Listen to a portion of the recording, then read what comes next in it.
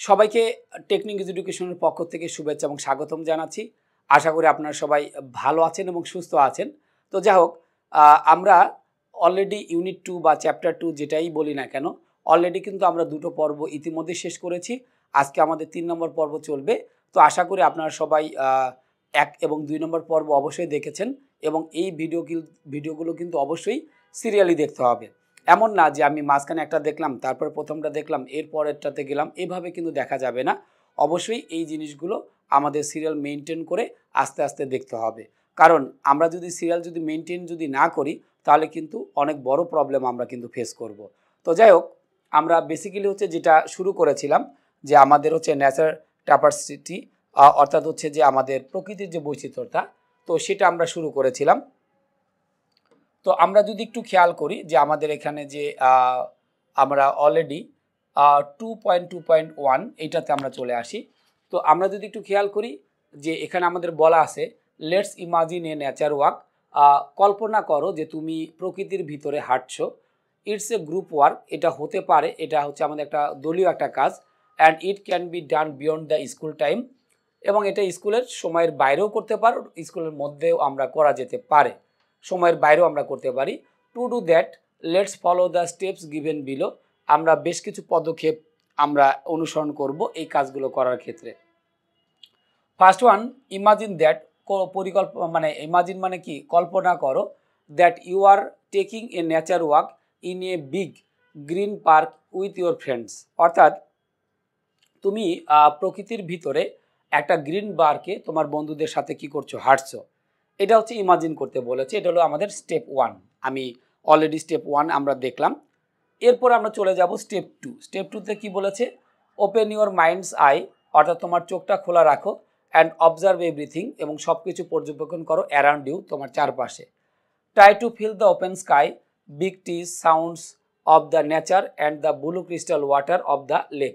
তাহলে এখানে বলা হচ্ছে try to feel the open sky, অর্থাৎ আমাদের অনুভব করতে হবে যে আমাদের খোলা আকাশ, তারপর কি আমাদের বড় গাছ যেগুলো আছে, সাউন্ড অফ নেচার, প্রকৃতির যে আমাদের শব্দ, and blue crystal water of the lake, এবং আমাদের লেকের যে পানিগুলো আছে, নীল পানিগুলো আছে সেগুলো। এরপর আসি আমাদের step 3। Now open your eyes, তোমার চোখটা খুলে রাখো, and write down your feeling and experience that you have gained during the nature walk. Okay, তাহলে এখন বলেছে যেটা, যে এখন তুমি তোমার চোখটা খুলো, মানে এটা আগের কাজটা ছিল কি, চোখ বন্ধ করে আমাদের অনুভব করা। আর স্টেপ 3তে এসে আমাদের বলা হলো নাও ওপেন ইউর আইস, এখন তোমার চোখটা মেলে ধরো, এবং রাইট ডাউন ইউর ফিলিংস, এবং তোমার অনুভূতিগুলো লেখো, অ্যান্ড এক্সপিরিয়েন্স, এবং অভিজ্ঞতাগুলো, that you have gain during the nature walk, অর্থাৎ প্রকৃতিতে হাঁটার সময় তুমি যে অভিজ্ঞতাগুলো অর্জন করেছো সেগুলো।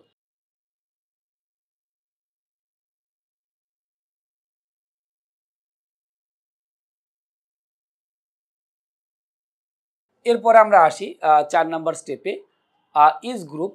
স্টেপ 4 আমরা যদি দেখি, each group will sit in a circle and discuss the notes they took by observing the nature. তাহলে each group will sit in a circle, অর্থাৎ প্রত্যেকটা গ্রুপ দলগতভাবে বসবে, অ্যান্ড ডিসকাস দ্য নোটস, এবং এই নোটসগুলো তারা আলোচনা করবে, দে টুক, যেগুলো তারা পেয়েছিল, বাই অবজার্ভিং দ্য নেচার, অর্থাৎ এই প্রকৃতিকে কি করতে, অবজার্ভ মানে পর্যবেক্ষণ করতে। Then they prepare the first draft of composition of their experiencing of the nature work. তারপরে ড্রাফটে কম্পোজিশন। তো কম্পোজিশন তো আমরা জানি যে আমাদের বেশ কিছু বড় আকার আমাদের লেখা, অর্থাৎ অনেকটা আমাদের যে কম্পোজিশনের মতোই আর কি, সেটা লিখতে হবে। এরপর আমরা যদি খেয়াল করি, ইউ ক্যান ফার্দার ডিসকাস, তোমাকে আরও আলোচনা করতে হবে, the following questions before you start writing, অর্থাৎ তুমি লেখার পূর্বে এই যে আমাদের এখানে 4টা কোয়েশ্চেন করা আছে, এই 4টা কোয়েশ্চেন সম্পর্কেও আমাদের কি করতে হবে, আমাদের ধারণা রাখতে হবে। ফার্স্ট ওয়ানে যদি আসি, how did the environment around you make you feel.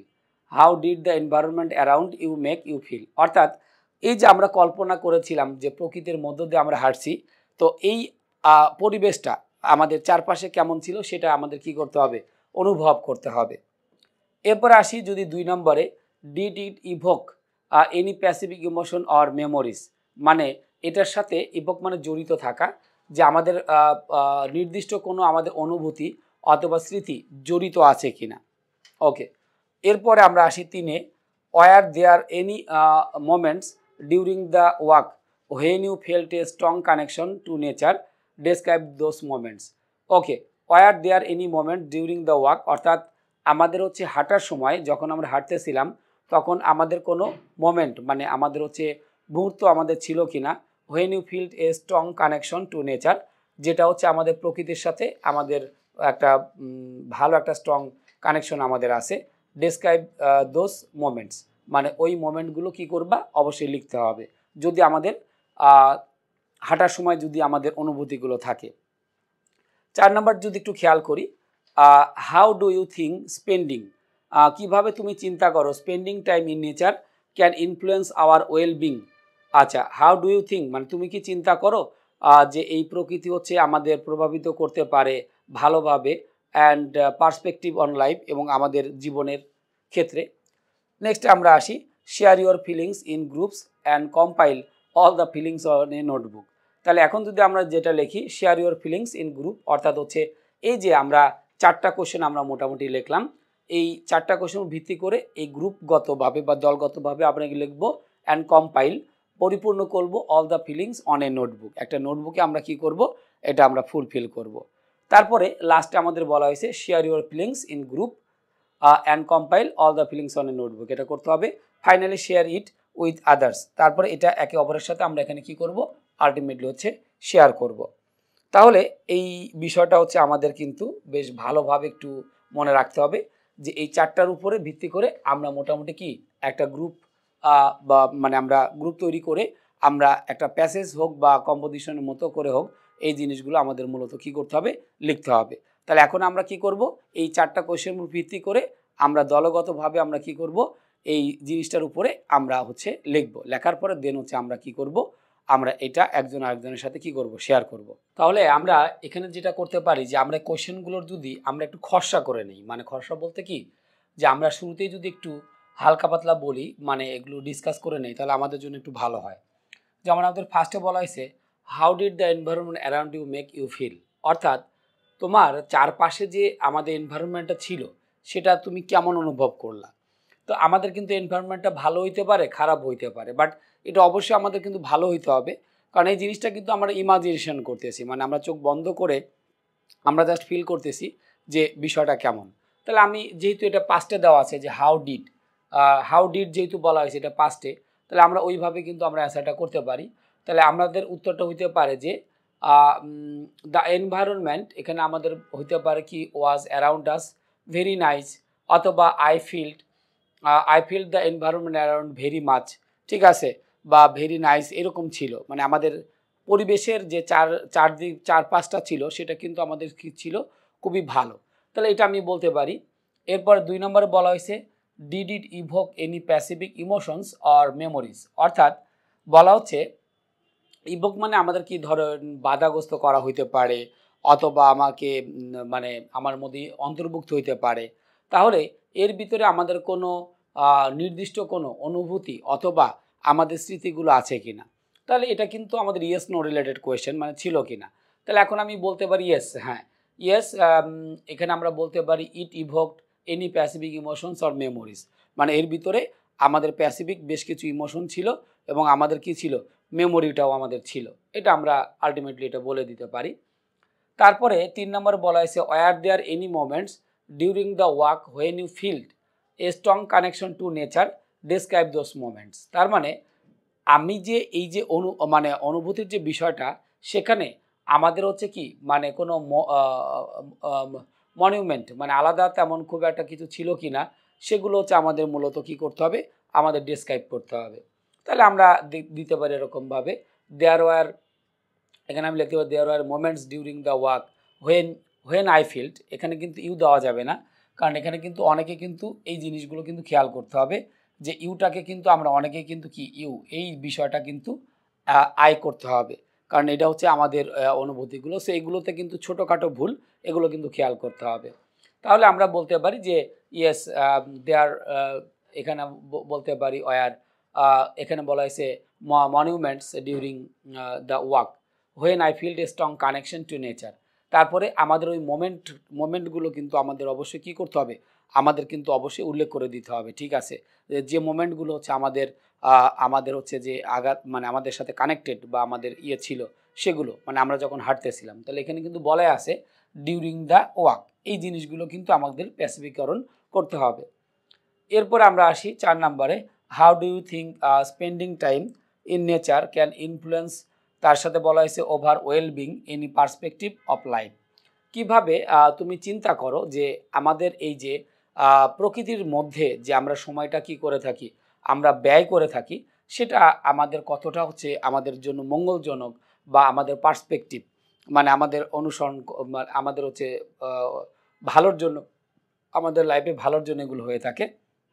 তাহলে আমরা এখানে যেটা বলতে পারি যে ইয়েস আই থিঙ্ক, এরকমভাবে আমরা দিতে পারি, I think spending time in nature can influence our wellbeing and perspective on life very directly বা গ্রেটলি, যে কোনোটাই কিন্তু আমরা এখানে কি করতে পারি, দিতে পারি, যে ব্যাপকভাবে তারা কিন্তু আমাদের সাথে কি আছে, অতপ্রতভাবে আমাদের সাথে আলটিমেটলি কি জড়িত আছে। তো তারপরে আমরা স্পেসিফিকরণ করতে পারি যে কিসের কারণে বা কিভাবে তারা আমাদের সাথে সংযুক্ত আছেন বা সংযোজিত আছেন, সেগুলো আমরা দিতে পারি। কারণ হচ্ছে কি যে আমরা যদি প্রকৃতির জন্য আমরা টাইমটা যদি কি করে থাকি, স্পেন্ড করে থাকি, তাহলে দেখা যায় কি যে এটা আমাদেরকে অনেক হেল্প করে, বা প্রকৃতির যে ডাইভার্সিটি, বৈচিত্র্যটা, এটা আমরা ফিল করতে পারি। প্রকৃতির সাথে আমরা যদি একাত্মতা বোধ করি বা ইয়ে করি, তাহলে আমাদের এটা কিন্তু আমাদের জন্য অনেকটাই হেল্পফুল হবে, ঠিক আছে। তাহলে এই জিনিসগুলো আমরা কিন্তু আগে মোটামুটি কিন্তু একটু কি করলাম, আমরা একটু হালকা নোট বা আমরা ডিসকাশন করলাম। এখন হচ্ছে যেটা হয় যে আমরা হচ্ছে যে এই জিনিসগুলোর আমরা হচ্ছে কি করব, আমরা হচ্ছে একটা যে প্যারাগ্রাফ বলি বা আর্টিকেল বলি, যেটাই বলি না কেন, আমরা এখন এগুলোর হচ্ছে পূর্ণাঙ্গ আমরা কি করব, অ্যাকচুয়ালি হচ্ছে ডেসক্রাইব করব একসাথে। কারণ এগুলো হচ্ছে আমাদের স্পেসিফিক্যালি যে 4টা আমাদের কোশ্চেন ছিল, সো এই 4টা কোশ্চেনের উপরে কিন্তু আমাদের হচ্ছে এখন হচ্ছে আমাদের পুরো হচ্ছে আমাদের প্যাসেজটা আমাদের মোটামুটি কি দেওয়া থাকবে আর কি। তাহলে আমরা এখন একটু দেখে নেই যে কিভাবে আমরা এই জিনিসগুলো হচ্ছে একটু লিখতে পারি। তো এখন হচ্ছে আমরা যেটা করব যে আমরা এখানে দেখতে পাচ্ছি মাই এক্সপিরিয়েন্স অন লাইফ, এটা আমরা একটা টাইটেল দিলাম আর কি, মাই এক্সপিরিয়েন্স অন নেচার, মানে প্রকৃতির উপরে আমার যে হচ্ছে যে অভিজ্ঞতাটা আছে, সেটা হচ্ছে আমরা এখানে কি করব, আমরা শেয়ারিং করেছি। যে 4টা আমাদের কোশ্চেন ছিল, অ্যাকচুয়ালি 4টা কোশ্চেনের উপর ভিত্তি করেই আমাদের কিন্তু পুরাটা হচ্ছে আমাদের এখানে লেখা হয়েছে। তাহলে আমরা এখানে যেটা লিখবো যে আমরা শুরু থেকেই আমাদের কোশ্চেনটা প্রথমটা ছিল কি, আমরা যদি একটু দেখি যে আমাদের কোশ্চেনগুলো এখানে মার্ক করা আছে। 1 number question, how did the environment around you make you feel. তার মানে এটা কিন্তু আমাদের পাস্টে দেওয়া আছে, সো আমি সবগুলো কথা কিন্তু অবশ্যই কিসে করব, পাস্টে কিন্তু আমরা কি করব, ডেসক্রাইব করব, প্রেজেন্টে আমরা কিন্তু কোনো কিছু ডেসক্রাইব করব না। তাহলে আমাদের এখানে হইতে পারে যে দ্য এনভায়রনমেন্ট অ্যারাউন্ড ওয়াজ, এখানে কি nice and enjoyable when I felt it. Okay, তাহলে এই যে বিষয়টা আমি লিখলাম যে এনভায়রনমেন্টের চারপাশটা ছিল খুবই নাইস এবং কি ছিল, উপভোগ্য যেগুলো ছিল, যখন আমরা কি করেছি, এইটা হচ্ছে আমরা হলো কি করেছি, অনুভব করেছি। তাহলে এই জন্য যেটা লিখলাম যে the environment around was very nice and enjoyable when I, তার সাথে আমরা কি লিখলাম, ফেল্ট ইট। ওকে, যখন আমি এটা অনুভব করেছিলাম। এরপর আসি, all the elements of the environment was awesome. তাহলে এটা কিন্তু ইনক্লুড করে দিতে হবে, কারণ আমাদের একটা পরিবেশ কিন্তু একাকী হয় না, কারণ এখানে এনভায়রনমেন্ট কথাটা বলা আছে। তাহলে আমাদের পরিবেশ কিন্তু কখনো একাকীভাবে আমাদের গঠিত হয় না। তাহলে এটা ছিল আমাদের এলিমেন্টসগুলো ছিল অসাম। এরপর যদি আসি, every element of the environment help me to touch the nature. তাহলে আমরা যেটা বললাম, every element of the environment help me to touch the nature, অর্থাৎ আমাদের প্রত্যেকটা উপাদানই মানে হচ্ছে যে পরিবেশের প্রত্যেকটা উপাদানই এই নেচারটাকে স্পর্শ করার ক্ষেত্রে আমাকে কি করেছিল, সাহায্য করেছে। তারপরে আমরা যেটা লিখলাম, ইয়েস ইট ইভোকড সাম প্যাসিফিক, এখানে আমাদের বলা হয়েছে কি, ইমোশনস। ওকে, তাহলে আমি এটা কিন্তু মার্ক করে দিচ্ছি যাতে করে আমরা এই জিনিসগুলো কিন্তু উপলব্ধি করতে পারি।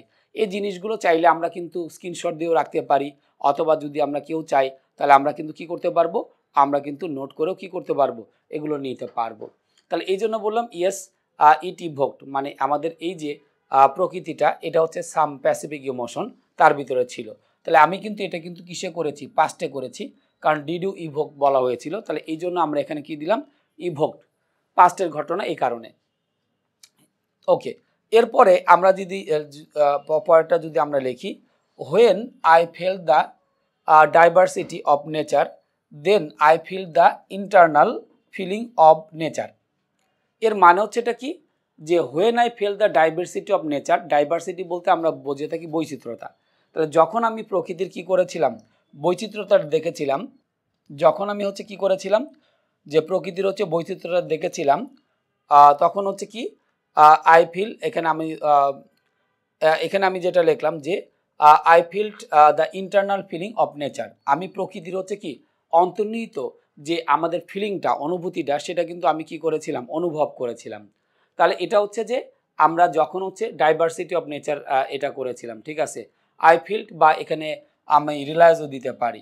তার মানে আমাদের প্রকৃতির বৈচিত্র্যতা অনুভব করা মানেই প্রকৃতির যে আমাদের অন্তর্নিহিত যে বিষয়গুলো বা ফিলিংগুলো, সেগুলো কিন্তু আমরা কি করতে পারি, অনুভব করতে পারি।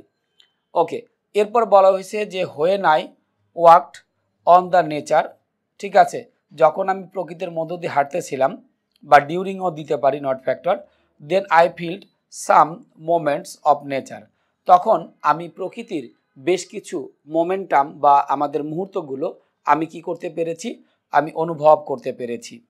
তো সেই জিনিসগুলোই আমাদের মূলত হচ্ছে আমাদের এখানে ডিসকাশন হচ্ছে হবে। ওকে, তাহলে আমি এখানে যেটা লিখলাম, হোয়াইল ওয়াকিং, যখন আমি হাঁটতেছিলাম, আই রিয়েলাইজড, এটা আমাদের পাস্টে দিতে হবে, দ্য অ্যাকচুয়াল বিউটি অফ, এখানে বলা হয়েছে নেচার, আমাদের প্রকৃতির যে প্রকৃতপক্ষে সৌন্দর্যের বিষয়টা, এটা কিন্তু আমি কি করতে পেরেছিলাম, উপলব্ধি করতে পেরেছিলাম। এরপর যদি লিখি বিসাইডস, ইয়া ছাড়াও, all of us enjoyed very much togetherly, আমরা কিন্তু সবাই কি করেছি, একসাথে কিন্তু আমরা কি করেছি, এনজয় করেছি, ঠিক আছে। আচ্ছা, এরপরে আমরা বলতে পারি we stood side by side, আমরা একসাথে পরপর দাঁড়িয়েছিলাম, চ্যাট উইথ ওয়ান অ্যানাদার, এবং একে আরেকজনের সাথে আমরা আমরা হচ্ছে কি করতেছিলাম, গল্প করতেছিলাম। ওকে, তাহলে আমরা এখানে যেটা লিখলাম যে এই যে আমাদের যে জিনিসগুলো, সো আমরা এই জিনিসগুলো কিন্তু মোটামুটি কি করতে পারলাম, উপলব্ধি করতে পারলাম যে আমাদের এইভাবে আমাদের কিন্তু এই জিনিসগুলো হচ্ছে আমাদের হবে। ওকে, তো এরপরে যে বিষয়গুলো থাকবে, যে আমরা পরেরটাতে যদি যাই, most of us were very cheerful and excited, আমাদের অনেকে কিন্তু কি ছিল, খুব উৎফুল্ল ছিল এবং খুব হচ্ছে কি আনন্দিত ছিল। এরপরে বলা হয়েছে যে ইট ইজ সিম দ্যাট, এটা মনে হয়েছিল যে all of the nature and we connected with each other, তার মানে আমাদের প্রকৃতি এবং আমরা বাকি যারা আছি সবাই আমাদের কি আছে, একত্রিতভাবে আছি। ওকে, তাহলে এই জন্য আমরা যেটা বললাম যে ইট ইজ সিম দ্যাট, এটা মনে হয়েছিল যে অল অফ নেচার এবং উই, আমরা একত্রে আরেকজনের সাথে কি ছিলাম, কানেক্টেড ছিলাম। There was no difference between the nature and us, অর্থাৎ আমাদের প্রকৃতি এবং আমাদের মধ্যে খুব একটা কিন্তু কি ছিল না, আমাদের কি তেমন কোনো পার্থক্য কিন্তু আমাদের ছিল না।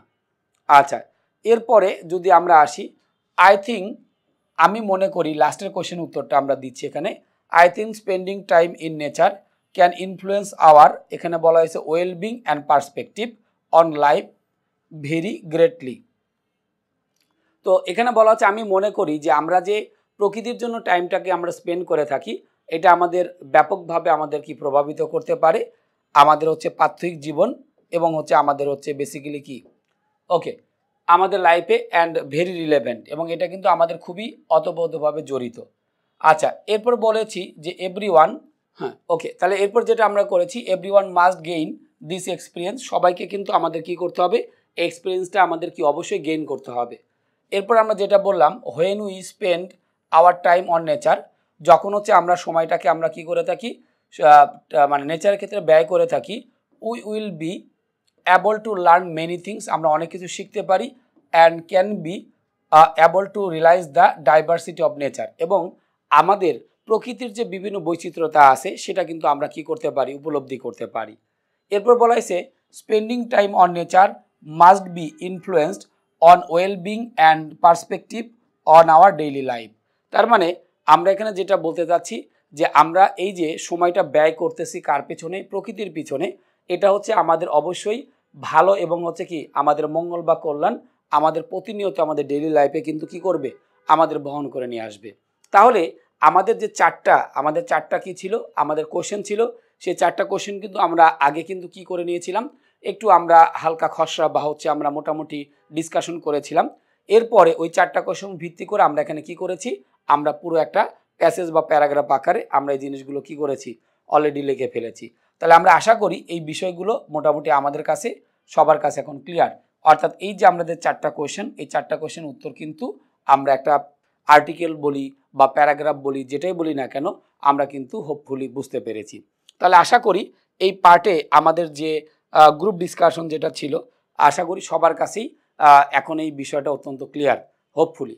তারপরেও যদি আমাদের কোনো কোশ্চেন থাকে, অর্থাৎ এই ইউনিট 2 বা চ্যাপ্টার 2 যেটাই বলি না কেন, এর পার্ট 3তে যদি কারো কোনো সমস্যা থেকে থাকে, অবশ্যই আপনারা কমেন্টে আপনাদের প্রবলেমগুলো জানাবেন। আমরা চেষ্টা করব টেকনিক এডুকেশনের পক্ষ থেকে যত দ্রুত সম্ভব সেগুলোর সলভ করে দেওয়ার জন্য। তো যাই হোক, আমরা মোটামুটি হচ্ছে পার্ট 3 চ্যাপ্টার 2 বলি বা ইউনিট 2 বলি, আমরা এ পর্যন্ত আজকে রাখবো। দেখা হবে আমাদের পার্ট 4-এ। তো তার আগে অবশ্যই ইউনিট 2 বা চ্যাপ্টার 2 যেটাই বলি না কেন, এর পর্ব 1, 2, 3 এই 3টা পর্ব কিন্তু অবশ্যই আমাদের সবাইকে কিন্তু কি করতে হবে, ভালোভাবে কিন্তু আমাদের কি করতে হবে, কমপ্লিট করতে হবে। দেন আমরা হচ্ছে তা পরের পর্বগুলোতে যাব। তাহলে 1, 2, 3 এগুলো অবশ্যই আপনারা শেষ করবেন।